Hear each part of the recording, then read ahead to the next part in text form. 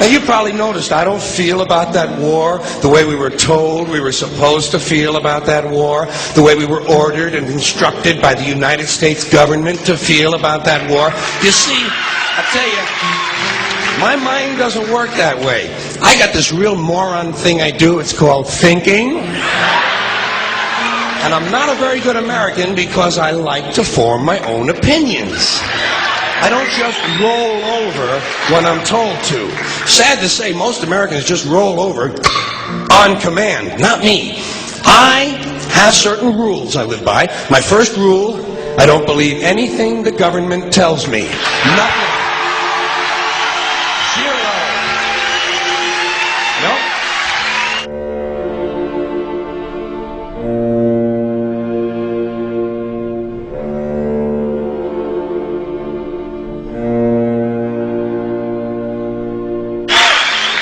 I don't take very seriously the media or the press in this country, who in the case of the Persian Gulf War were nothing more than unpaid employees of the Department of Defense, and who most of the time function as kind of an unofficial public relations agency for the United States government. So I don't listen to them. I don't really believe in my country. And I gotta tell you folks, I don't get all choked up about yellow ribbons and American flags. Now, to balance the scale, I'd like to talk about some things that bring us together. Things that point out our similarities instead of our differences. Because that's all you ever hear about in this country is our differences. That's all the media and the politicians are ever talking about, the things that separate us, things that make us different from one another. That's the way the ruling class operates in any society. They try to divide the rest of the people. They keep the lower and the middle classes fighting with each other so that they, the rich, can run off with all the fucking money. Fairly simple thing, happens to work. You know, anything different, that's what they're going to talk about. Race, religion, ethnic and national background, jobs, income, education, social status, sexuality, anything you can do, keep us fighting with each other so that they can keep going to the bank. You know how I describe the economic and social classes in this country? The upper class keeps all of the money, pays none of the taxes. The middle class pays all of the taxes, does all of the work. The poor are there just to scare the shit out of the middle class. Keep them showing up at those jobs. Politicians know that word. They use it on you. Politicians have traditionally hidden behind three things: the flag, the Bible, and children. No child left behind. No child left behind. Oh, really? Well, it wasn't long ago you were talking about giving kids a head start. Head start? Left behind? Someone's losing fucking ground here. But there's a reason. There's a reason. There's a reason for this. There's a reason education sucks, and it's the same reason that it will never, ever, ever be fixed. It's never going to get any better. Don't look for it. Be happy with what you got. Because the owners of this country don't want that.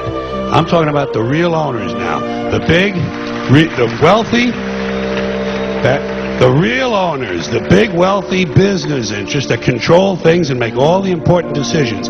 Forget the politicians. They're irrelevant. The politicians are put there to give you the idea that you have freedom of choice. You don't.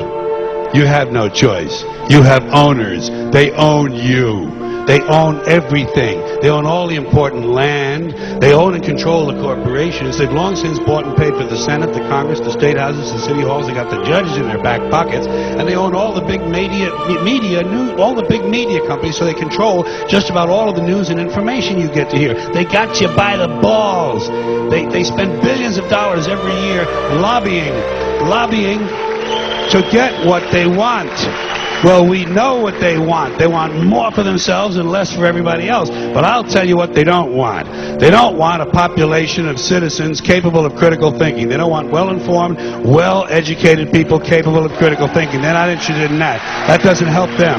That's against their interest. That's right. You know something? They don't want people who are smart enough to sit around the kitchen table and figure out how badly they're getting fucked by a system that threw them overboard 30 fucking years ago. They don't want that. You know what they want? They want obedient workers. Obedient workers, people who are just smart enough to run the machines and do the paperwork and just dumb enough to passively accept all these increasingly shittier jobs with the lower pay, the longer hours, the reduced benefits, the end of overtime, and the vanishing pension that disappears the minute you go to collect it. And now they're coming for your Social Security money. They want your fucking retirement money. They want it back so they can give it to their criminal friends on Wall Street. And you know something? They'll get it. They'll get it all from you sooner or later because they own this fucking place. It's a big club, and you ain't in it. You and I are not in the big club.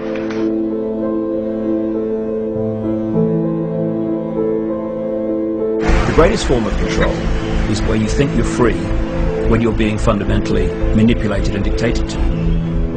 One form of dictatorship is being in a prison cell and you can see the bars and touch them. The other one is sitting in a prison cell but you can't see the bar, you think you're free. What the human race is suffering from is mass hypnosis. We are being hypnotized by people like this.